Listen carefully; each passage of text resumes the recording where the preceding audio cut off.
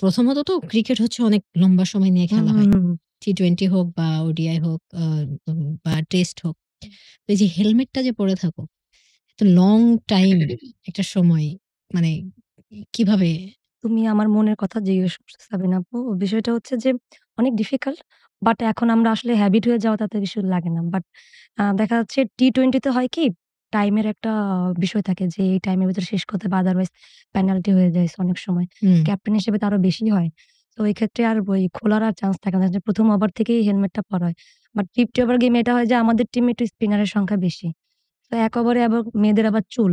হুম। তো হেলমেট খুলো, আবার পরো, চুলের সমস্যা, আবার বাঁদরে এটা করো। সামটাইম এরকম হয়। তো এটা আমি ১ম থেকে পড়ে থাকি এবং এটা খুবই কষ্টের। কিন্তু আসলে বলে বোঝানোর মতো না, বলি না আরকি। বলি যে, "না ঠিক আছে আপু।" আচ্ছা আরেকটা কথা হচ্ছে সেটা হচ্ছে যে অত বুঝি না যদিও ক্রিকেট নিয়ে। ছি, তারপরে ওই ছি, যে ছি। মাঝে যে মানুষের জানা উচিত সাবিনা আপু কিন্তু একসময় প্রফেশনালি ক্রিকেট খেলছে কিছুক্ষণ আগে আমি জানি এবং আমার মেমোরিতে ছিল ২০১০ সালে। ওই ওরকম রাইট? টাইমের দিকে তো অনেক আগের কথা। অনেক আগে ১৩-১৪ তা বছর ঠিক। হয়ে গেছে।